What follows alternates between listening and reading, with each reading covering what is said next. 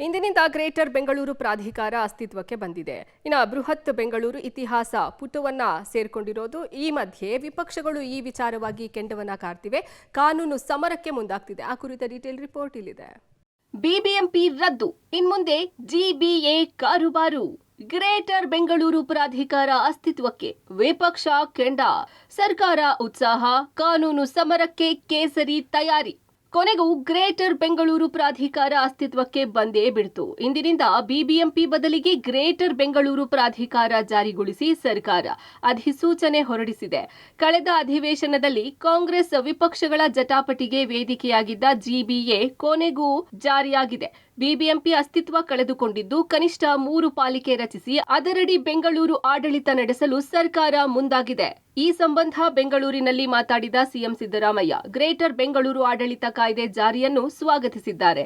BBMP ಬದಲು greater Bengaluru ಪ್ರಾಧಿಕಾರ ರಚನೆ ಆಗಲಿದೆ. ಗ್ರೇಟರ್ ಬೆಂಗಳೂರು ಪ್ರದೇಶದಲ್ಲಿ ಕನಿಷ್ಠ 3 ಪಾಲಿಕೆ ರಚನೆಯಾಗುವ ಸಾಧ್ಯತೆ ಇದೆ ಎಂದು ಸಿಎಂ ಸಿದ್ದರಾಮಯ್ಯ ತಿಳಿಸಿದರು. ಗ್ರೇಟರ್ ಬೆಂಗಳೂರು ಅಥಾರಿಟಿ ಇವತ್ತಿಂದ ಜಾರಿ ಬರ್ತಾ ಇದೆ. 2 ಸದನಗಳಲ್ಲಿ ಪಾಸ್ ಆಗಿದೆ. ರಾಜ್ಯಪಾಲರು ಅದಕ್ಕೆ ಅಂಕಿತ ಹಾಕಿದ್ದಾರೆ. ಸೊ ಅದು ಇನ್ಮೇಲೆ ಬೆಂಗಳೂರು ಗ್ರೇಟರ್ ಬೆಂಗಳೂರು ಆಗಿ ಇರ್ತದೆ. 3 ಕಾರ್ಪೊರೇಷನ್ಗಳಲ್ಲೂ ನಾನು ಅಧ್ಯಕ್ಷನಾಗಿರ್ತೀನಿ. ಇನ್ನು ಸಚಿವ ರಾಮಲಿಂಗಾರೆಡ್ಡಿ ಮಾತನಾಡಿ ಬಿಬಿಎಂಪಿಗೆ 110 ಹಳ್ಳಿಗಳು ಸೇರಿ ವ್ಯಾಪ್ತಿ ಜಾಸ್ತಿಯಾಗಿದೆ, ಜನಸಂಖ್ಯೆಯೂ ಜಾಸ್ತಿಯಾಗಿದೆ, ಹೊಸ ಅಪಾರ್ಟ್ಮೆಂಟ್ ಲೇಔಟ್ ಆಗ್ತಿವೆ. ಹೀಗಾಗಿ ಗ್ರೇಟರ್ ಬೆಂಗಳೂರು ಮಾಡಿದ್ದೇವೆ ಅಂತ ಸಮರ್ಥಿಸಿಕೊಂಡ್ರು. 3 ಪಾಲಿಕೆ ಆಗಬೇಕು ಅನ್ನೋದು ನನ್ನ ಅನಿಸಿಕೆ. ಬಿಜೆಪಿ ಅವರಿಗೆ ಸಾಮಾನ್ಯ ಜ್ಞಾನ ಇಲ್ಲ, ಸುಮ್ಮನೆ ಆರೋಪ ಮಾಡ್ತಾರೆ. ಬಿಬಿಎಂಪಿ ಚುನಾವಣೆ ಈ ವರ್ಷದ ಒಳಗೆ ಮಾಡ್ತೀವಿ ಎಂದ್ರು.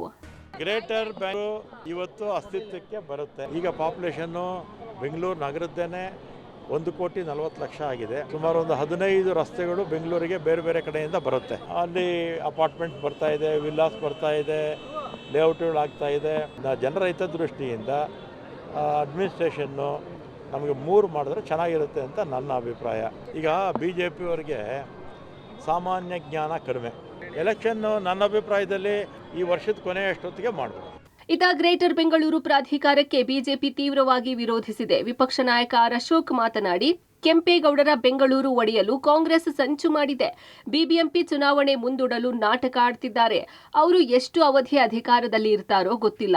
ಬಿಜೆಪಿ ಅಧಿಕಾರಕ್ಕೆ ಬಂದಾಗ ಈ ಕಾಯ್ದೆ ರದ್ದಾಗಲಿದೆ. ಸದ್ಯ ಜಿಬಿಎ ವಿರುದ್ಧ ಬಿಜೆಪಿ ಕಾನೂನು ಸಮರ ನಡೆಸಲಿದೆ ಅಂದ್ರು.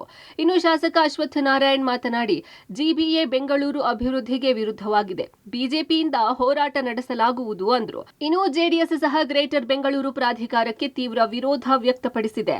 ಬೆಂಗಳೂರು ಕಟ್ಟಿದಂಥವ್ರು ಕೆಂಪೇಗೌಡರು ಬೆಂಗಳೂರು ಒಡೆಯುವಂತ ಒಂದು ಕೆಲಸಕ್ಕೆ ಕೈ ಹಾಕ್ತಾ ಇದ್ದಾರೆ. ಚುನಾವಣೆಯನ್ನು ಮುಂದೂಡಬೇಕು ಅಂತ ಒಂದೇ ಒಂದು ಕಾರಣಕ್ಕೆ ಈ ಆಕ್ಟ್ಗಳನ್ನ ಬದಲಾವಣೆಗಳನ್ನು ಮಾಡ್ತಾ ಇದ್ದಾರೆ. ಈ ಸರ್ಕಾರ ಇನ್ನೆಷ್ಟು ದಿನ ಇರ್ತದೋ ಗೊತ್ತಿಲ್ಲ. ನಮ್ಮ ಸರ್ಕಾರ ಬಂದ್ರೆ ಬೆಂಗಳೂರು ಒಡೆದೋಗಿರೋ ಬೆಂಗಳೂರು ಅದನ್ನು ಒಂದು ಮಾಡುವಂತ ಕೆಲಸವನ್ನ ನಾವು ಮಾಡೇ ಮಾಡ್ತೀವಿ. ಈಗ ಕಾನೂನು ರೀತಿ ಹೋರಾಟವನ್ನ ಮಾಡ್ತೀವಿ. ಗ್ರೇಟರ್ ಬೆಂಗಳೂರು ಅಥಾರಿಟಿ ಅನ್ನುವಂಥ ಮೂಲಕ ಸಂವಿಧಾನಕ್ಕೆ ವಿರುದ್ಧವಾಗಿ 71ನೇ ಆರ್ಟಿಕಲ್ ವಿರುದ್ಧವಾಗಿ ಗ್ರೇಟರ್ ಬೆಂಗಳೂರು ಗವರ್ನೆನ್ಸ್ ಬಿಲ್ ಅನ್ನ 2024 ತರೋ ಮೂಲಕ ಪ್ರಜಾಪ್ರಭುತ್ವಕ್ಕೆ ವಿರುದ್ಧವಾಗಿದೆ, ಬೆಂಗಳೂರಿಗೆ ವಿರುದ್ಧವಾಗಿದೆ. ಹಾಗಾಗಿ ಇದು ಪ್ರಗತಿ ಪರವಾಗಿಲ್ಲ. ತಮ್ಮ ಕಾಂಗ್ರೆಸ್ಸಿನ ರಾಜಕೀಯ ದುರುದ್ದೇಶಕ್ಕಾಗಿ ತಂದಿರುವಂತದ್ದು. ಸದ್ಯ ಜಿಬಿಎ ರಚನೆ ವಿಚಾರ ಕಾಂಗ್ರೆಸ್ ಮತ್ತು ವಿಪಕ್ಷಗಳ ನಡುವೆ ಪ್ರತಿಷ್ಠೆಯ ಸಮರಕ್ಕೆ ವೇದಿಕೆಯಾಗಿದೆ. ಮುಂದೆ ನ್ಯಾಯಾಲಯದ ಅಂಗಳದಲ್ಲಿ ಸಮರ ನಡೆಯಲಿದ್ದು ಜಿಬಿಎ ಭವಿಷ್ಯ ನಿರ್ಧಾರವಾಗಲಿದೆ. Political bureau report, public TV, Bengaluru.